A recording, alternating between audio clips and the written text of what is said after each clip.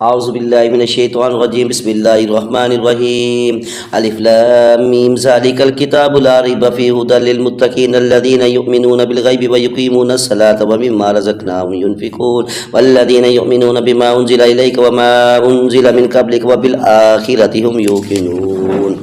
أولئك على هدى من ربهم وأولئك هم المفلحون إن الذين كفروا سواء عليهم أنذرتهم أم لم تنذرهم لا يؤمنون ختم الله على قلوبهم وعلى سمعهم وعلى أبصارهم غشاوة ولهم عذاب عظيم ومن الناس من يقول آمنا بالله وباليوم الآخر وما هم بمؤمنين يخادعون الله والذين آمنوا وما يخدعون إلا أنفسهم وما يشعرون في قلوبهم مرض فزادهم الله مرضا ولهم عذاب عليم بما كانوا يكسبون وإذا قيل لهم لا تفسدوا في الأرض قالوا إنما نحن مصلحون ألا إنهم هم المفسدون ولكن لا يشعرون وإذا قيل لهم آمنوا كما آمن الناس قالوا أنؤمن كما آمن السفهاء ألا إنهم هم السفهاء ولكن لا يعلمون وإذا لقوا الذين آمنوا قالوا آمنا وإذا خلوا إلى شياطينهم قالوا إنا معكم إنما نحن مستهزئون الله يستهزئ بهم ويمدهم في طغيانهم يعمهون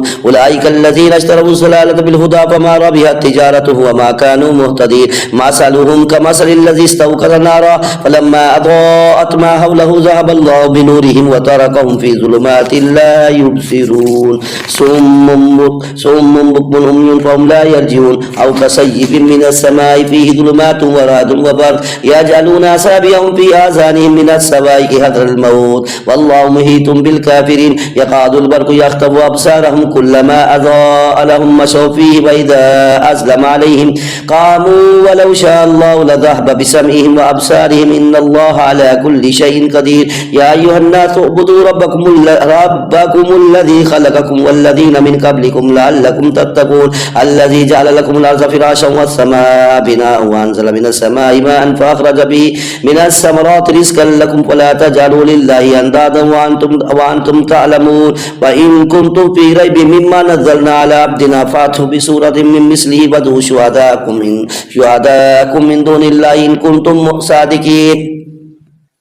فإن لم تفعلوا ولن تفعلوا فاتقوا النار التي وقودها الناس والحجارة أعدت للكافرين وبشر الذين آمنوا وعملوا الصالحات أن لهم جنات تجري من تحتها الأنهار كلما رزقوا منها من ثمرة رزقا قالوا هذا الذي رزقنا من قبل وأوتوا به متشابها ولهم فيها أزواج مطهرة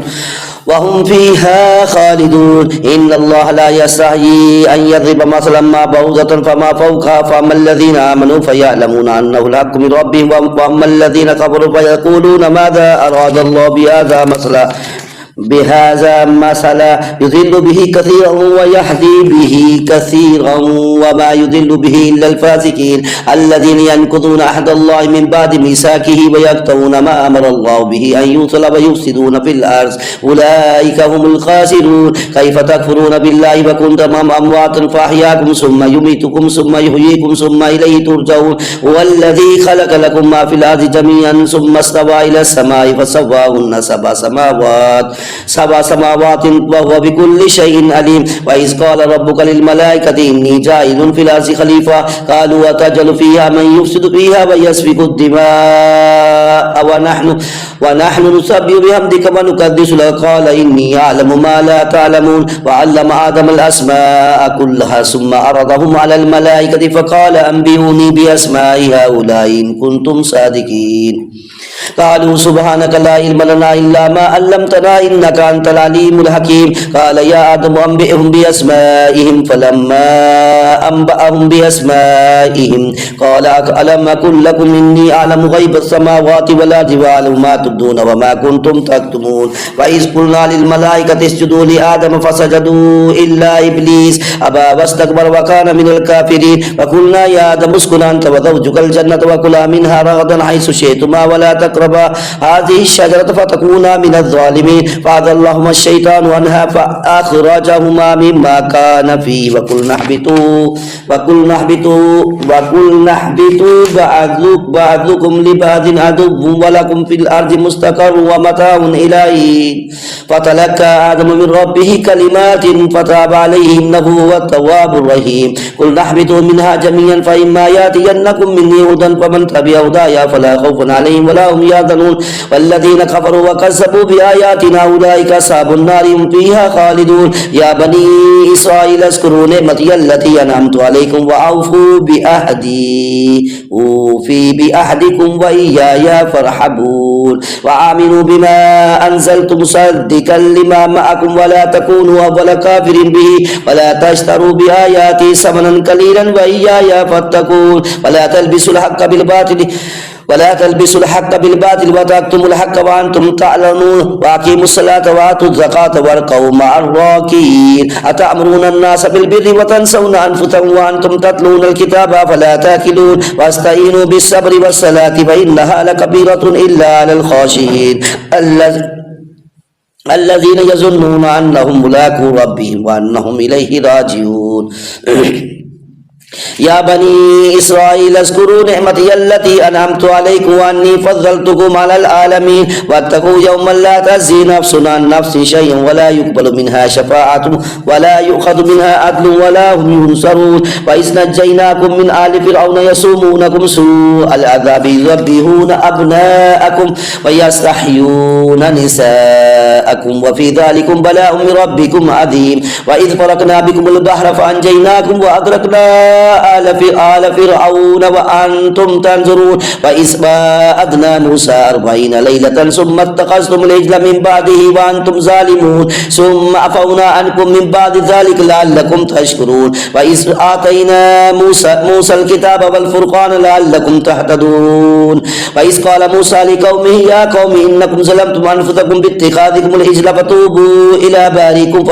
فاقتلوا أنفسكم ذلكم خير لكم عند بارئكم فتاب عليكم إنه هو التواب الرحيم وإذ قلتم يا موسى لن نؤمن لك حتى نرى الله جهرة فأخذتهم الصاعقة وأنتم تنظرون ثم بعثناكم من بعد موتكم لعلكم تشكرون وظللنا عليكم الغمام وأنزلنا عليكم المن والسلوى كلوا من طيبات ما رزقناكم وما ظلمونا ولكن كانوا أنفسهم يظلمون وإذ قلنا ادخلوا هذه القرية فكلوا منها حيث شئتم رغدا وادخلوا الباب سجدا وقولوا حتة نغفر لكم خطاياكم وسنزيد المحسنين فبدل الذين ظلموا قولا غير الذي قيل لهم فأنزلنا على الذين ظلموا رجزا من السماء بما كانوا يفسقون وإذ استسقى موسى لقومه قلنا اضرب بعصاك الحجر فانفجرت منه 12 عينا قد علم كل أناس مشربهم كلوا واشربوا من رزق الله ولا تعثوا في الأرض مفسدين وإذ قلتم يا موسى لن نصبر على طعام واحد فادع لنا ربك يخرج لنا مما تنبت الأرض من بقلها وكسائها وفومها وعدسها وبصلها قال تستبدلون الذي هو أدنى بالذي هو خير اهبطوا مصرا فإن لكم ما سألتم وضربت عليهم الذلة والمسكنة وباءوا بغضب من الله ذلك بأنهم كانوا يكفرون بآيات الله ويقتلون النبيين بغير الحق ذلك بما عصوا وكانوا يعتدون إن الذين آمنوا والذين هادوا والنصارى والسابئين من آمن بالله واليوم الآخر وعمل صالحا فلهم أجرهم عند ربهم ولا خوف عليهم ولا هم يحزنون وإذا أخذنا ميثاقكم ورفعنا فوقكم الطور خذوا ما آتيناكم بقوة واذكروا ما فيه لعلكم تتقون ثم توليتم من بعد ذلك ولولا فضل الله عليكم ورحمته لكنتم من الخاسرين ولقد ولقد علمتم الذين اعتدوا منكم في السبت فقلنا لهم كونوا قردة خاسئين فجعلناها نكالا لما بين يديها وما خلفها وموعظة للمتقين وإذ قال موسى لقومه إن الله يأمركم أن تذبحوا بقرة قالوا وتتخذنا هزوا قال أعوذ بالله أن أكون من الجاهلين قالوا ادع لنا ربك يبين لنا ما هي قال إنه يقول إنها بقرة لا فارض ولا بكر أوان بين ذلك فافعلوا ما تؤمرون قالوا ادع لنا ربك يبين لنا ما لونها قال إنه يقول إنها بقرة صفراء فاقع لونها تسر الناظرين قالوا ادع لنا ربك يبين لنا ما هي إن البقرة تشابه علينا وإنا إن شاء الله لمهتدون قال إنه يقول إنها بقرة لا ذلول تثير الأرض ولا تسقي الحرث مسلمة لا شية فيها قالوا الآن جئت بالحق فذبحوها وما كادوا يفعلون وإذ قتلتم نفسا فادارأتم فيها والله مخرج ما كنتم تكتمون فقلنا اضربوه ببعضها كذلك يحيي الله الموتى ويريكم آياته لعلكم تعقلون ثم قست قلوبكم من بعد ذلك فهي كالحجارة أو أشد قسوة وإن من الحجارة لما يتفجر منه الأنهار وإن منها لما يشقق فيخرج منه الماء وإن منها لما يحبط من خشية الله وما الله بغافل عما تعملون أفتطمعون أن يؤمنوا لكم وقد كان فريق منهم يسمعون كلام الله ثم يحرفونه من بعد ما أكلوه وهم يعلمون وإذا لقوا الذين آمنوا قالوا آمنا وإذا خلا بعضهم إلى بعض قالوا وتحدثونهم بما فتح الله عليكم ليحاجوكم به عند ربكم أفلا تأكلون أولا يعلمون أن الله يعلم ما يسرون وما يعلنون ومنهم أميون لا يعلمون الكتاب إلا أماني وإنهم إلا يظنون فويل للذين يكتبون الكتاب بأيديهم ثم يقولون هذا من عند الله ليشتروا به ثمنا قليلا فويل لهم مما كتبت أيديهم وويل لهم مما يكسبون وقالوا لن تمسنا النار إلا أياما معدودة قل أتخذتم عند الله عهدا فلن يخلف الله عهده أم تقولون على الله ما لا تعلمون بلى من كسب سيئة وأحاطت به خطيئته فأولئك أصحاب النار هم فيها خالدون والذين آمنوا وعملوا الصالحات أولئك أصحاب الجنة هم فيها خالدون وإذ أخذنا ميثاق بني إسرائيل لا تعبدون إلا الله وبالوالدين إحسانا وذي القربى واليتامى والمساكين وقولوا للناس حسنا وأقيموا الصلاة وآتوا الزكاة ثم توليتم إلا قليلا منكم وأنتم معرضون وإذا أخذنا ميثاقكم لا تسفكون دماءكم ولا تخرجون أنفسكم من دياركم ثم أقررتم وأنتم تشهدون ثم أنتم هؤلاء تقتلون أنفسكم وتخرجون فريقا منكم من ديارهم تظاهرون عليهم بالإثم والعدوان وإن يأتوكم أسارى تفادوهم وهو محرم عليكم إخراجهم أفتؤمنون ببعض الكتاب وتكفرون ببعض فما جزاء من يفعل ذلك منكم إلا خزي في الحياة الدنيا ويوم القيامة يردون إلى أشد العذاب وما الله بغافل عما تعملون أولئك الذين اشتروا الحياة الدنيا بالآخرة فلا يخفف عنهم العذاب ولا هم ينصرون ولقد آتينا موسى الكتاب وكفينا من بعده بالرسل وآتينا عيسى ابن مريم البينات وأيدناه بروح القدس أفكلما جاءكم رسول بما لا تهوى أنفسكم استكبرتم ففريقا كذبتم وفريقا تقتلون وقالوا قلوبنا غلف بل لعنهم الله بكفرهم فقليلا ما يؤمنون فلما جاءهم كتاب من عند الله مصدق لما معهم وكانوا من قبل يستفتحون على الذين كفروا فلما جاءهم ما عرفوا كفروا به فلعنة الله على الكافرين بئس ما اشتروا به أنفسهم أن يكفروا بما أنزل الله بغيا أن ينزل الله من فضله على من يشاء من عباده فباءوا بغضب على غضب وللكافرين عذاب مهين وإذا قيل لهم آمنوا بما أنزل الله قالوا نؤمن بما أنزل علينا ويكفرون بما وراءه وهو الحق مصدق لما معهم قل فلما تقتلون أنبياء الله من قبل إن كنتم مؤمنين ولقد جاءكم موسى بالبينات ثم اتخذتم العجل من بعده وأنتم ظالمون وإذ أخذنا ميثاقكم ورفعنا فوقكم الطور خذوا ما آتيناكم بقوة قالوا سمعنا وعصينا وأشربوا في قلوبهم العجل بكفرهم قل بئس ما يأمركم به إيمانكم إن كنتم مؤمنين قل إن كانت لكم الدار الآخرة عند الله خالصة من دون الناس وتمنوا الموت إن كنتم صادقين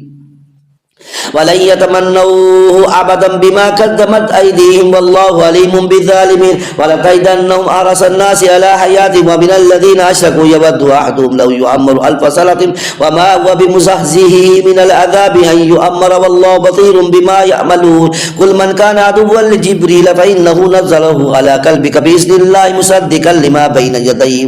وهدى وبشرى للمؤمنين من كان عدوا لله وملائكته ورسله وجبريل وميقال فإن الله عدو للكافرين ولقد أنزلنا إليك آيات بينات وما يكفر بها إلا الفاسقون وكلما آحدوا أحدا نبذه فريق منهم بل أكثرهم لا يؤمنون ولما جاءهم رسول من عند الله مصدق لما معهم نبذ فريق من الذين أوتوا الكتاب كتاب الله وراء ظهورهم كأنهم لا يعلمون واتبعوا ما تتلو الشياطين على ملك سليمان وما كفر سليمان ولكن الشياطين كفروا يعلمون الناس السحر وما أنزل على الملكين ببابل هاروت وماروت وما يعلمان من أحد حتى يقولا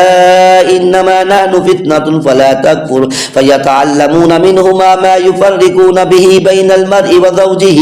وما هم بضارين به من أحد إلا بإذن الله ويتعلمون ما يضرهم ولا ينفعهم ولقد علموا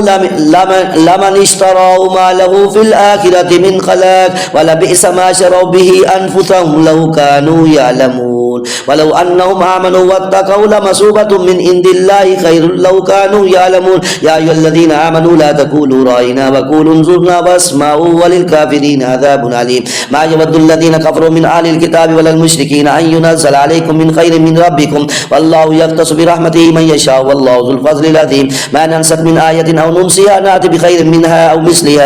أو مثلها ألم تعلم أن الله على كل شيء قدير ألم تعلم أن الله له ملك السماوات والأرض وما لكم من دون الله من ولي ولا نصير أم تريدون أن تسألوا رسولكم كما سئل موسى من قبل ومن يتبدل الكفر بالإيمان فقد ضل سواء السبيل ود كثير من أهل الكتاب لو يردونكم من بعد إيمانكم كفارا حسدا من عند أنفسهم من بعد ما تبين لهم الحق فاعفوا واصفحوا حتى يأتي الله بأمره إن الله على كل شيء قدير وأقيموا الصلاة وآتوا الزكاة وما تقدموا لأنفسكم من خير تجدوه عند الله إن الله بما تعملون بصير وقالوا لن يدخل الجنة إلا من كان هودا أو نصارى تلك أمانيهم قل هاتوا برهانكم إن كنتم صادقين ولا من أسلم وجهه لله وهو محسن فله أجره عند ربه ولا خوف عليهم ولا هم يحزنون وقالت اليهود ليست النصارى على شيء وقالت النصارى ليست اليهود على شيء وهم يتلون الكتاب كذلك قال الذين لا يعلمون مثل قولهم فالله يحكم بينهم يوم القيامة فيما كانوا فيه يختلفون ومن أظلم ممن منع مساجد الله أن يذكر فيها اسمه وسعى في إخرابها أولئك ما كان لهم أن يدخلوها إلا خائفين لهم في الدنيا خزي ولهم في الآخرة عذاب عظيم ولله المشرق والمغرب فأينما تولوا فثم وجه الله إن الله واسع عليم وقالوا اتخذ الله ولدا سبحانه بل له ما في السماوات والأرض كل له قانتون بديع السماوات والأرض وإذا كذا أمرا فإنما يقول له كن فيكون فقال الذين لا يعلمون لولا يكلمنا الله أو تأتينا آية كذلك قال الذين من قبلهم مثل قولهم تشابهت قلوبهم قد بينا الآيات لقوم يوقنون إنا أرسلناك بالحق بشيرا ونذيرا ولا تسأل عن أصحاب الجحيم ولن ترضى عنك اليهود ولا النصارى حتى تتبع ملتهم قل إن هدى الله والهدى ولن اتبعت أهواءهم بعد الذي جاءك من العلم ما لك من الله من ولي ولا نصير الذين آتيناهم الكتاب يتلونه حق تلاوته أولئك يؤمنون به ومن يكفر به فأولئك هم الخاسرون يا بني إسرائيل اذكروا نعمتي التي أنعمت عليكم وأني فضلتكم على العالمين واتقوا يوما لا تجزي نفس عن نفس شيئا ولا يقبل منها عدل ولا تنفعها شفاعة ولا هم ينصرون وإذ ابتلى إبراهيم ربه بكلمات فأتمهن قال إني جاعلك للناس إماما قال ومن ذريتي قال لا ينال أحد الظالمين وإذ جعلنا البيت مثابة للناس وأمنا واتخذوا من مقام إبراهيم مصلى وعهدنا إلى إبراهيم وإسماعيل أن طهرا بيتي للطائفين والعاكفين والركع السجود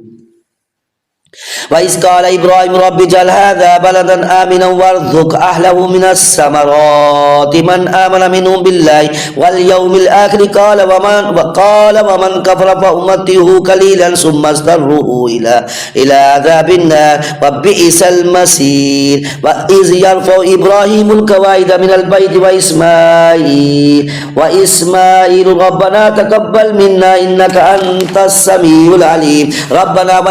وجعلنا مسلمين لك ومن ذريتنا أمة مسلمة لك وأرنا مناسكنا وتب علينا إنك أنت التواب الرحيم ربنا وبعث فيهم رسولا منهم يتلو عليهم آياتك ويعلمهم الكتاب والحكمة ويزكيهم إنك أنت العزيز الحكيم ومن يرغب عن ملة إبراهيم إلا من سفي نفسه ولقد اصطفيناه في الدنيا وإنه في الآخرة لمن الصالحين إذ قال له ربه أسلم قال أسلمت لرب العالمين ووصى بها إبراهيم بنيه ويعقوب يا بني إن الله اصطفى لكم الدين فلا تموتن إلا وأنتم مسلمون أم كنتم شهداء إذ حضر يعقوب الموت إذ قال لبنيه ما تعبدون من بعدي قالوا نعبد إلهك وإله آبائك إبراهيم وإسماعيل وإسحاق إلها واحدا ونحن له مسلمون تلك أمة قد خلت لها ما كسبت ولكم ما كسبتم ولا تسألون عما كانوا يعملون وقالوا كونوا هودا أو نصارى تهتدوا قل بل ملة إبراهيم حنيفا وما كان من المشركين قولوا آمنا بالله وما أنزل إلينا وما أنزل إلى إبراهيم وإسماعيل وإسحاق ويعقوب والأسباط وما أوتي موسى وعيسى وما أوتي النبيون من ربهم لا نفرق بين أحد منهم ونحن له مسلمون فإن آمنوا بمثل ما آمنتم به فقد اهتدوا وإن تولوا فإنما هم في شقاق فسيكفيكهم الله وهو السميع العليم صبغة الله ومن أحسن من الله صبغة ونحن له عابدون الكل أتهاجوننا في الله وهو ربنا وربكم ولنا أعمالنا ولكم أعمالكم ونحن له مخلصون أم تقولون إن إبراهيم وإسماعيل وإسحاق ويعقوب والأسباط كانوا هودا أو نصارى قل أأنتم أعلم أم الله ومن أسلم ممن كتم شهادة عنده من الله وما الله بغافل عما تعملون تلك أمة قد خلت لها ما كسبت ولكم ما كسبتم ولا تسألون عما كانوا يعملون سيقول السفهاء من الناس ما ولاهم عن قبلتهم التي كانوا عليها قل لله المشرق والمغرب يهدي من يشاء إلى صراط مستقيم وكذلك جعلناكم أمة وسطا لتكونوا شهداء على الناس ويكون الرسول عليكم شهيدا وما جعلنا القبلة التي كنت عليها إلا لنعلم من يتبع الرسول ممن ينقلب على عقبيه وإن كان لكبيرة إلا على الذين هدى الله وما كان الله ليضيع إيمانكم إن الله بالناس لرؤوف رحيم قد نرى تقلب وجهك في السماء فلنولينك قبلة ترضاها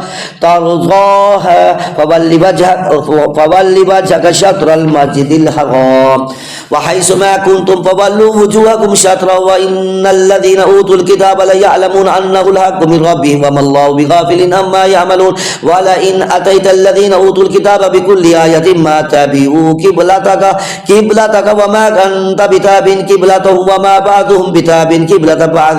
ولئن اتبعت أهواءهم من بعد ما جاءك من العلم إنك إذا لمن الظالمين الذين آتيناهم الكتاب يعرفونه كما يعرفون أبناءهم وإن فريقا منهم ليكتمون الحق وهم يعلمون الحق من ربك ولا تكونن من الممترين ولكل وجهة هو موليها فاستبقوا الخيرات أينما تكونوا يأتي بكم الله جميعا إن الله على كل شيء قدير ومن حيث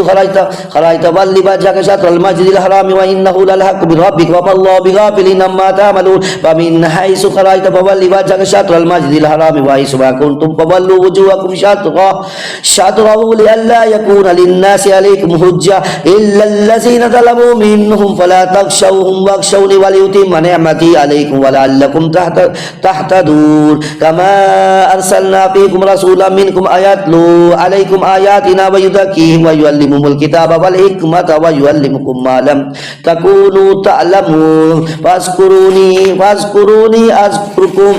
واشكروا لي ولا تكفرون يا أيها الذين آمنوا استعينوا بالصبر والصلاة إن الله مع الصابرين ولا تقولوا لمن يقتل في سبيل الله أموات بل أحياء ولكن لا تشعرون ولنبلونكم بشيء من الخوف والجوع ونقص من الأموال والأنفس والثمرات وبشر الصابرين الذين إذا أصابتهم مصيبة قالوا إنا لله وإنا إليه راجعون أولئك عليهم صلوات من ربهم ورحمة وأولئك هم المهتدون إن الصفا والمروة من شعائر الله فمن حج البيت أو اعتمر فلا جناح عليه أن يطوف بهما ومن تطوع خيرا فإن الله شاكر عليم إن الذين يكتمون ما أنزلنا من البينات والهدى من بعد ما بيناه للناس بالكتاب أولئك يلعنهم الله ويلعنهم اللاعنون إلا الذين تابوا وأصلحوا وبينوا فأولئك أتوب عليهم وأنا التواب الرحيم إن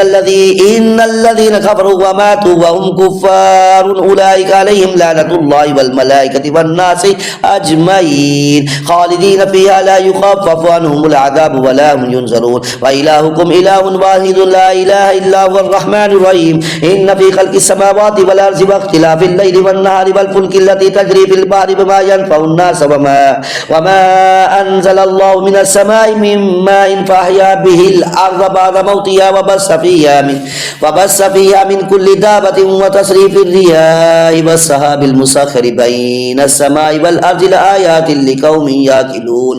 ومن الناس من يتخذ من دون الله أندادا يحبونهم كحب الله والذين آمنوا أشد حبا لله ولو يرى الذين ظلموا إذ يرون العذاب أن القوة لله جميعا وأن الله شديد العذاب إذ تبرأ الذين اتبعوا من الذين اتبعوا ورأوا العذاب وتقطعت بهم الأسباب وقال الذين اتبعوا لو أن لنا كرة فنتبرأ منهم كما تبرأوا منا كذلك يريهم الله أعمالهم حسرات عليهم وما هم بخارجين من النار يا أيها الناس كلوا مما في الأرض حلالا طيبا ولا تتبعوا خطوات الشيطان إنه لكم عدو مبين إنما يأمركم بالسوء والفحشاء وأن تقولوا على الله ما لا تعلمون وإذا قيل لهم اتبعوا ما أنزل الله قالوا بل نتبع ما ألفينا عليه آباءنا أولو كان آباؤهم لا يأكلون شيئا ولا يهتدون ومثل الذين كفروا كمثل الذي ينهك بما لا يسمع إلا دعاء ونداء صم بكم عمي فهم لا يأكلون يا أيها الذين آمنوا كلوا من طيبات ما رزقناكم واشكروا لله إن كنتم إياه تعبدون إنما حرم عليكم الميتة والدم ولحم الخنزير وما أهل به لغير الله فمن استر غير باغ ولا عاد ولا إثم عليه إن الله غفور رحيم إن الذين يكتمون ما أنزل الله من الكتاب ويشترون به ثمنا قليلا أولئك ما يأكلون في بطونهم إلا النار ولا يكلمهم الله يوم القيامة ولا يزكيهم ولهم عذاب عليم أولئك الذين اشتروا الضلالة بالهدى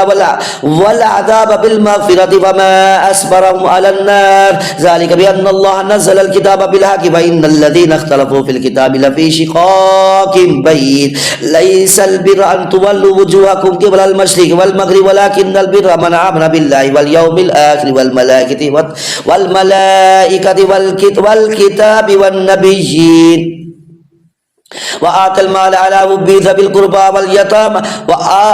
وآتى المال على حبه ذوي القربى واليتامى والمساكين وابن السبيل والسائلين وفي الرقاب وأقام الصلاة وآتى الزكاة والموفون بعهدهم إذا عاهدوا والسابرين في البأساء والضراء وحين البأس أولئك الذين صدقوا وأولئك هم المتقون يا أيها الذين آمنوا كتب عليكم القصاص في القتلى الحر بالحر والعبد بالعبد والأنثى بالأنثى فمن أوفي له من أخيه شيء فاتباع بالمعروف وأداء إليه بإحسان ذلك تخفيف من ربكم ورحمة فمن اعتدى بعد ذلك فله عذاب عليم ولكم في القصاص حياة يا أولي الألباب لعلكم تتقون كتب عليكم إذا حضر أحدكم الموت إن ترك خيرا الوصية للوالدين والأقربين بالمعروف حقا على المتقين فمن بدله بعد ما سمعه فإنما اسمه على الذين يبدلونه إن الله سميع عليم فمن خاف من موص جرفا أو إثما فأصلح بينهم فلا إثم عليه إن الله غفور رحيم يا أيها الذين آمنوا كتب عليكم الصيام كما كتب على الذين من قبلكم لعلكم تتقون أياما معدودات فمن كان منكم مريضا أو على سفر فعدة من أيام أخر وعلى الذين يطيقونه فدية طعام مسكين ومن تطوع خير فهو خير له وأن تصوموا خير لكم إن كنتم تعلمون شهر رمضان الذي أنزل فيه القرآن هدى للناس وبينات من الهدى والفرقان فمن شهد منكم الشهر فليصم ومن كان مريضا أو على سفر فعدة من أيام أخر يريد الله بكم اليسر ولا يريد بكم العسر ولتكملوا العدة ولتكبروا الله على ما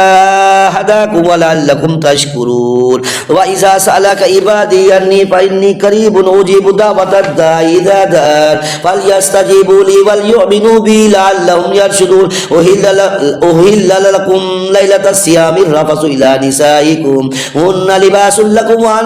وأنتم لباس لهن علم الله أنكم كنتم تختانون أنفسكم فتاب عليكم وعفى عنكم فالآن باشروهن وابتغوا ما كتب الله لكم وكلوا واشربوا حتى يتبين لكم الخيط الأبيض من الخيط الأسود من الفجر ثم أتموا الصيام إلى الليل ولا تباشروهن وأنتم آكفون في المسجد تلك حدود الله فلا تقربوها كذلك يبين الله آياته للناس لعلهم يتقون ولا تأكلوا أموالكم بينكم بالباطل وتدلوا بها إلى الحكام لتأكلوا فريقا من أموال الناس بالإثم وأنتم تعلمون يسألونك عن الأهلة قل هي مواقيت للناس والحج وليس البر بأن تعطوا البيوت من زهورها ولكن البر من اتقى وأتوا البيوت من أبوابها واتقوا الله لعلكم تفلحون وقاتلوا في سبيل الله الذين يقاتلونكم ولا تعتدوا إن الله لا يحب المعتدين واقتلوهم حيث ثقفتموهم وأخرجوهم من حيث أخرجوكم والفتنة أشد من القتل ولا تقاتلوهم عند المسجد الحرام حتى يقاتلوكم فيه فإن قاتلوكم فاقتلوهم كذلك جزاء الكافرين فإن انتهوا فإن الله غفور رحيم وقاتلوهم حتى لا تكون فتنة ويكون الدين لله فإن انتهوا فلا عدوان على الظالمين الشهر الحرام بالشهر الحرام والحرمات قصاص فمن اعتدى عليكم فاعتدوا عليه بمثل ما اعتدى عليكم واتقوا الله واعلموا أن الله مع المتقين وأنفقوا في سبيل الله ولا تلقوا تلقوا بأيديكم إلى التهلكة وأحسنوا إن الله يحب المحسنين وأتموا الحج والعمرة لله فإن أحصرتم فما استيسر من الهدي ولا تحلقوا رؤوسكم حتى يبلغ الهدي محله فمن كان منكم مريضا أو به أذى من رأسه ففدية من صيام أو صدقة أو نسك فإذا أمنتم فمن تمتع بالعمرة إلى الحج فما استيسر من الهدي فمن لم يجد فصيام 3 أيام في الحج و7 إذا رجعتم تلك 10 كاملة ذلك لمن لم يكن أهله هذه المسجد الحرام واتقوا الله واعلموا أن الله شديد العقاب الحج أشهر معلومات فمن فرض فيهن الحج فلا رفث ولا فسوق ولا جدال في الحج وما تفعلوا من خير يعلمه الله وتصدقوا فإن خير الزاد التقوى واتقون يا أولي الألباب ليس عليكم جناح أن تبتغوا فضلا من ربكم فإذا أفضتم من عرفات فاذكروا الله عند المشعر الحرام واذكروه كما هداكم وإن كنتم من قبله لمن الضالين ثم أفيضوا من حيث أفاض الناس واستغفروا الله إن الله غفور رحيم فإذا قضيتم مناسككم فاذكروا الله كذكركم آباءكم أو أشد ذكرا فمن الناس من يقول ربنا آتنا في الدنيا وما له في الآخرة من خلاق ومنهم من يقول ربنا آتنا في الدنيا حسنة وفي الآخرة حسنة وقنا عذاب النار أولئك لهم نصيب مما كسبوا والله سريع الحساب واذكروا الله في أيام معدودات فمن تعجل في يومين فلا إثم عليه ومن تأخر فلا إثم عليه لمن اتقى واتقوا الله واعلموا أنكم إليه تحشرون ومن الناس من يعجبك قوله في الحياة الدنيا ويشهد الله على ما في قلبه وهو ألد الخصام وإذا تولى سعى في الأرض ليفسد فيها ويهلك الحرث والناس والله لا يحب الفساد وإذا قيل له اتق الله أخذته العزة بالإثم فحسبه جهنم ولبئس المهاد ومن الناس من يشري نفسه ابتغاء مرضات الله والله رؤوف بالعباد يا أيها الذين آمنوا ادخلوا في السلم كافة ولا تتبعوا خطوات الشيطان إنه لكم عدو مبين فإن زللتم من بعد ما جاءتكم البينات فاعلموا أن الله عزيز حكيم هل ينظرون إلا أن يأتيهم الله في زلل من الغمام والملائكة وقضي الأمر وإلى الله ترجع الأمور سل بني إسرائيل كم آتيناهم من آية بينة ومن يبدل نعمة الله من بعد ما جاءته فإن الله شديد العقاب زين للذين كفروا الحياة الدنيا ويسخرون من الذين آمنوا والذين اتقوا فوقهم يوم القيامة والله يرزق من يشاء بغير حساب كان الناس أمة واحدة فبعث الله النبيين مبشرين ومنذرين وأنزل معهم الكتاب بالحق ليحكم بين الناس فيما اختلفوا فيه وما اختلف فيه إلا الذين أوتوه من بعد ما جاءتهم البينات بغيا بينهم فهدى الله الذين آمنوا لما اختلفوا فيه من الحق بإذنه والله يهدي من يشاء إلى صراط مستقيم أم حسبتم أن تدخلوا الجنة ولما يأتكم مثل الذين خلوا من قبلكم مستهم البأساء والضراء وزلزلوا حتى يقول الرسول والذين آمنوا معه متى نصر الله ألا إن نصر الله قريب يسألونك ماذا ينفقون قل ما أنفقتم من خير فللوالدين والأقربين واليتامى والمساكين وابن السبيل وما تفعلوا من خير فإن الله به عليم كتب عليكم القتال وهو كره لكم وعسى أن تكرهوا شيئا وهو خير لكم وعسى أن تحبوا شيئا وهو شر لكم والله يعلم وأنتم لا تعلمون يسألونك عن الشهر الحرام قتال فيه قل قتال فيه كبير وصد عن سبيل الله وكفر به والمسجد الحرام وإخراج أهله منه أكبر عند الله والفتنة أكبر من القتل ولا يزالون يقاتلونكم حتى يردوكم عن دينكم إن استطاعوا ومن يرتد منكم عن دينه فيمت وهو كافر فأولئك حبطت أعمالهم في الدنيا والآخرة وأولئك أصحاب النار هم فيها خالدون إن الذين آمنوا والذين هاجروا وجاهدوا في سبيل الله أولئك يرجون رحمة الله والله غفور رحيم يسألونك عن الخمر والميسر قل فيهما اسم كبير ومنافع للناس واسمها أكبر من نفعهما ويسألونك ماذا ينفقون قل العفو كذلك يبين الله لكم الآيات لعلكم تتفكرون في الدنيا والآخرة يسألونك عن اليتامى قل إصلاح لهم خير وإن تخالطوهم فإخوانكم والله يعلم المفسد من المصلح ولو شاء الله لأعنتكم إن الله عزيز حكيم ولا تنكحوا المشركات حتى يؤمن ولأمة مؤمنة خير من مشركة ولو أعجبتكم ولا تنكحوا المشركين حتى يؤمنوا ولا عبد مؤمن خير من مشرك ولو أعجبكم أولئك يدعون إلى النار والله يدعو إلى الجنة والمغفرة بإذنه ويبين آياته للناس لعلهم يتذكرون ويسألونك عن المهيد قل هو أذن فاعتزلوا النساء في المهيد ولا تقربوهن حتى يطهرن فإذا تطهرن فأتوهن من حيث أمركم الله إن الله يحب التوابين ويحب المتطهرين نساؤكم حرث لكم فأتوا حرثكم أنى شئتم وقدموا لأنفسكم واتقوا الله واعلموا أنكم ملاقوه وبشر المؤمنين ولا تجعلوا الله عرضة لأيمانكم أن تبروا وتتقوا وتصلحوا بين الناس والله سميع عليم لا يؤاخذكم الله باللغو في أيمانكم ولكن يؤاخذكم بما كسبت قلوبكم والله غفور حليم للذين يؤلون من نسائهم تربص 4 أشهر فإن فاءوا فإن الله غفور رحيم وإن عزموا الطلاق فإن الله سميع عليم والمطلقات يتربصن بأنفسهن 3 قروء ولا يحل لهن أن يكتمن ما خلق الله في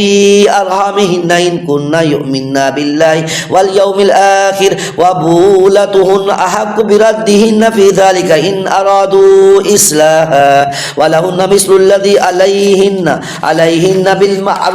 بالمعروف وللرجال عليهن درجة والله عزيز حكيم الطلاق مرتان فإمساك بمعروف أو تسريح بإحسان ولا يحل لكم أن تأخذوا مما آتيتموهن شيئا إلا أن يخافا ألا يقيم حدود الله فإن خفتم ألا يقيم حدود الله فلا جناح عليهما فيما افتدت به تلك حدود الله فلا تعتدوها ومن يتعدى حدود الله فأولئك هم الظالمون فإن طلقها فلا تحل له من بعد حتى تنكح زوجا غيره فإن طلقها فلا جناح عليهما أن يتراجعا إن زنا أن يقيم حدود الله وتلك حدود الله يبينها لقوم يعلمون وإذا طلقتم النساء فبلغن أجلهن فأمسكوهن بمعروف أو سرحوهن بمعروف ولا تمسكوهن ضرارا لتعتدوا ومن يفعل ذلك فقد ظلم نفسه ولا تتخذوا آيات الله هزوا واذكروا نعمة الله عليكم وما أنزل عليكم من الكتاب والحكمة يعظكم به واتقوا الله واعلموا أن الله بكل شيء عليم وإذا طلقتم النساء فبلغن أجلهن فلا تعزلوهن أن ينكحن أزواجهن إذا تراضوا بينهم بالمعروف ذلك يوعظ به من كان منكم يؤمن بالله واليوم الآخر ذلكم أتقى لكم وأطهر والله يعلم وأنتم لا تعلمون والوالدات يرضعن أولادهن حولين كاملين لمن أراد أن يتم الرضاعة وعلى المولود له رزقهن وكسوتهن بالمعروف لا تكلف نفسا إلا وسعها لا تضار والد بولدها ولا مولود له بولده وعلى الوارث مثل ذلك فإن أراد فصالا عن تراض منهما وتشاور فلا جناح عليهما وإن أردتم أن تسترضعوا أولادكم فلا جناح عليكم إذا سلمتم ما آتيتم بالمعروف واتقوا الله واعلموا أن الله بما تعملون بصير والذين يتوفون منكم ويذرون أزواجا يتربصن بأنفسهن 4 أشهر وعشرا فإذا بلغن أجلهن فلا جناح عليكم فيما فعلن في أنفسهن بالمعروف والله بما تعملون خبير ولا جناح عليكم فيما أرستم به من خطبة النساء أو أكننتم في أنفسكم علم الله أنكم ستذكرونهن ولكن لا تواعدوهن سرا إلا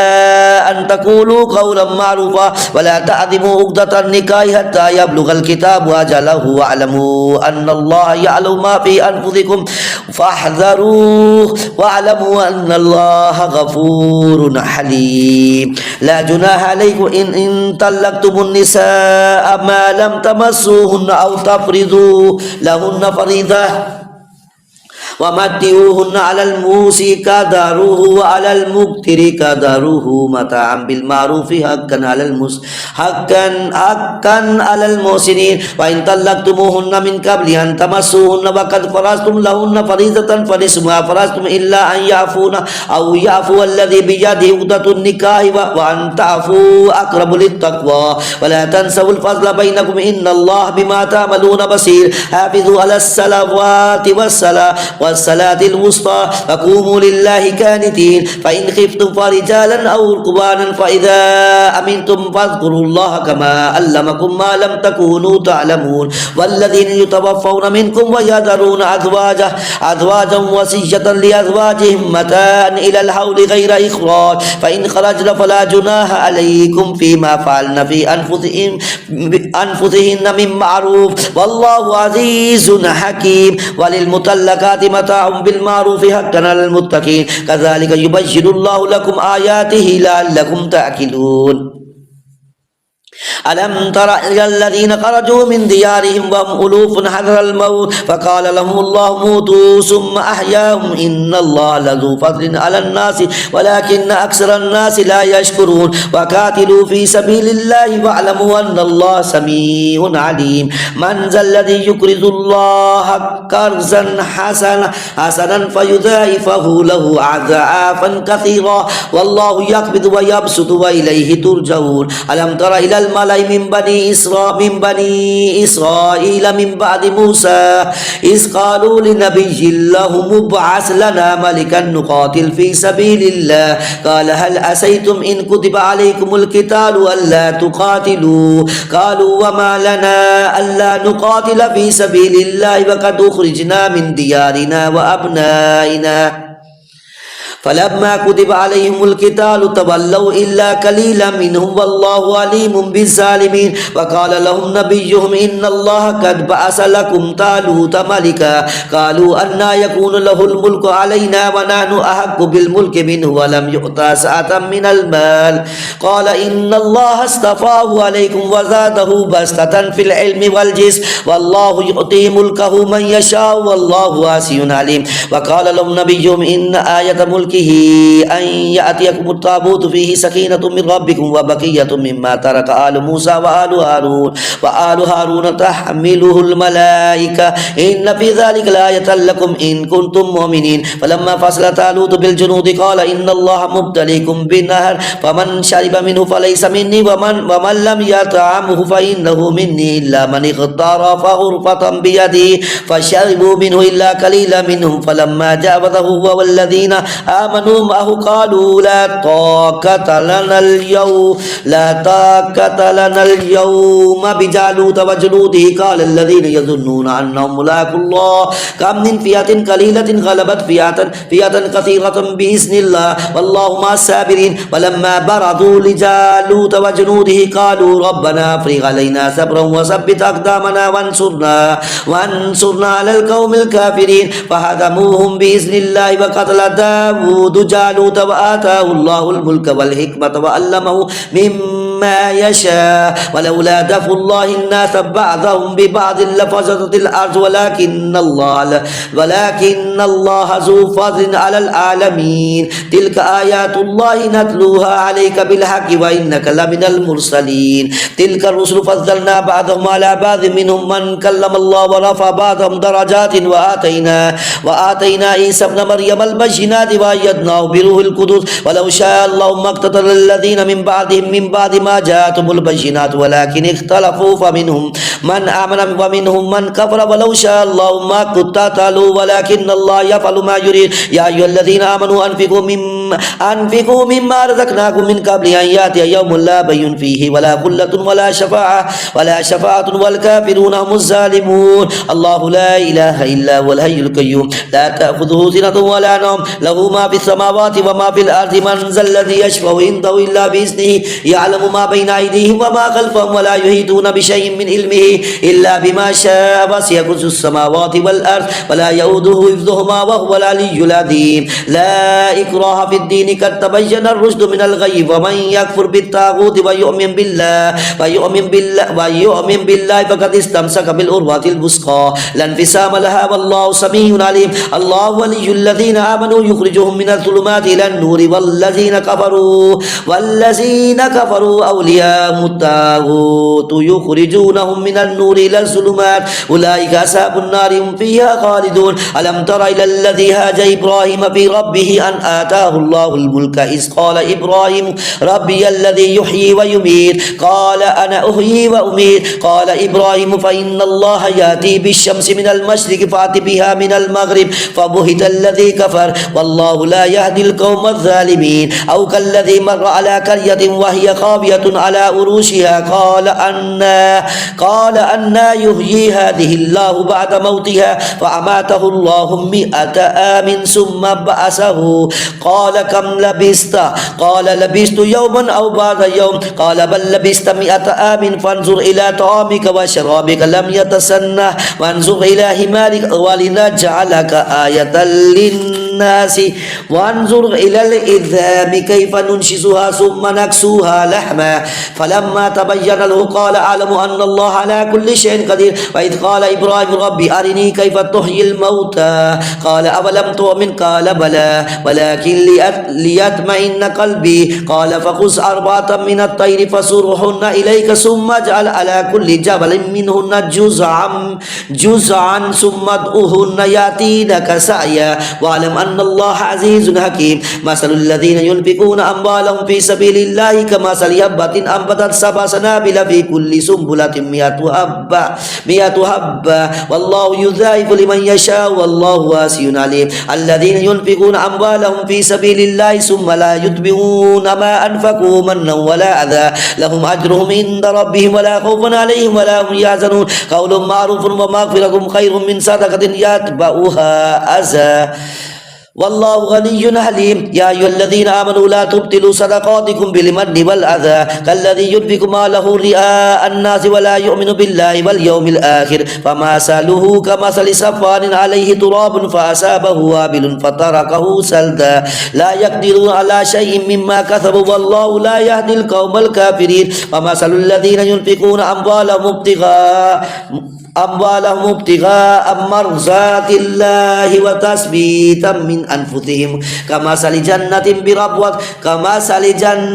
بربوة أصابها وابل فآتت أكلها زئفين فإن لم يصبها وابل فتل والله بما تعملون بصير أيود أحدكم أن تكون له جنة من نخيل وأعناب تجري من تحتها الأنهار له فيها من كل الثمرات وأصابه الكبر وله ذرية ضعفاء فأصابها إعصار فيه نار فاحترقت كذلك يبين الله لكم الآيات لعلكم تتفكرون يا أيها الذين آمنوا أنفقوا من طيبات ما كسبتم ومما أخرجنا لكم من الأرض ولا تيمموا الخبيث منه تنفقون ولستم بآخذيه إلا أن تغمضوا فيه واعلموا أن الله غني حميد الشيطان يعدكم الفقر ويأمركم بالفحشاء والله يعدكم مغفرة منه وفضله والله واسع عليم يؤتي الحكمة من يشاء ومن يؤتي الحكمة فقد أوتي خيرا كثيرا وما يذكر إلا أولو الألباب وما أنفقتم من نفقة أو نذرتم نذرتم من نذر فإن الله يعلمه وما للظالمين من أنصار إن تبدوا الصدقات فنعما هي وإن تخفوها أو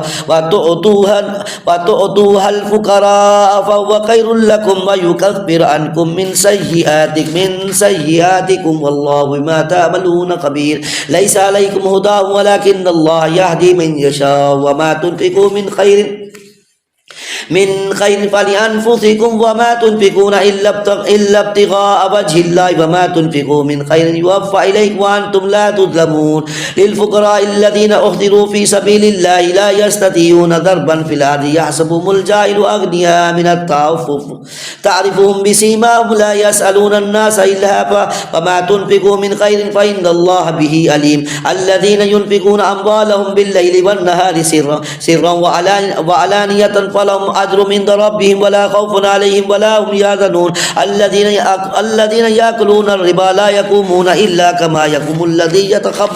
يتخبطه الشيطان من المس ذلك بأنهم قالوا إنما البيع مثل الربا وأحل الله البيع وحرم الربا فمن جاءه موعظة من ربه فانتهى فله ما سلف وأمره إلى الله ومن عاد فأولئك أصحاب النار هم فيها خالدون يمحق الله الربا ويربي الصدقات والله لا يحب كل كفار أثيم إن الذين آمنوا وعملوا الصالحات أقاموا الصلاة وآتوا الزكاة لهم أجرهم عند ربهم ولا خوف عليهم ولا هم يحزنون يا أيها الذين آمنوا اتقوا الله وذروا ما بقي من الربا إن كنتم مؤمنين فإن لم تفعلوا فأذنوا بحرب من الله ورسوله وإن تبتم فلكم رؤوس أموالكم لا تظلمون ولا تظلمون وإن كان ذو أسرة فنظرة إلى ميسرة وأن تصدقوا خير لكم إن كنتم تعلمون واتقوا يوما ترجعون فيه إلى الله ثم توفى كل نفس ما كسبت وهم لا يظلمون يا أيها الذين آمنوا إذا تداينتم بدين إلى أجل مسمى فاكتبوه وليكتب بينكم كاتب بالعدل ولا يأبى كاتب أن يكتب كما علمه الله فليكتب وليملل الذي عليه الحق وليتق الله ربه ولا يبخس منه شيئا فإن كان الذي عليه الحق سفيها أو ضعيفا أو لا يستطيع أن يمل هو فليملل وليه بالعدل واستشهدوا شهيدين من رجالكم فإن لم يكونا رجلين فرجل وامرأتان ممن ترضون من الشهداء أن تضل إحداهما فتذكر إحداهما الأخرى ولا يأبى الشهداء إذا ماتوا ولا تسأموا أن تكتبوه صغيرا أو كبيرا إلى أجله ذلكم أقسط عند الله وأكبر للشهادة وأدنى ألا ترتابوا إلا أن تكون تجارة هادية تديرونها بينكم فليس عليكم جناح ألا تكتبوها وأشهدوا إذا تبايعتم ولا يزار كاتب ولا شهيد وإن تفعلوا فإنه فسوق بكم واتقوا الله ويعلمكم الله والله بكل شيء عليم فإن كنتم على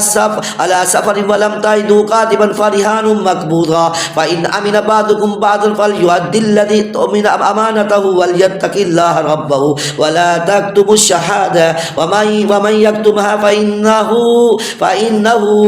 آثم قلبه والله بما تعملون عليم لله ما في السماوات وما في الأرض وإن تبدوا ما في أنفسكم أو تخفوه يحاسبكم به الله فيغفر لمن يشاء ويعذب من يشاء والله على كل شيء قدير آمن الرسول بما أنزل إليه من ربه والمؤمنون كل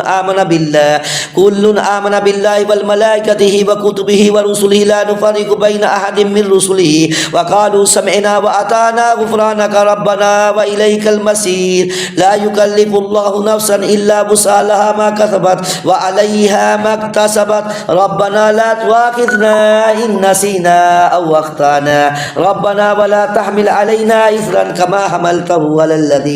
على الذين من قبلنا ربنا ولا تحملنا ما لا طاقة لنا به واعف عنا واغفر لنا وارحمنا أنت مولانا فانصرنا على القوم الكافرين صدق الله مولانا العظيم.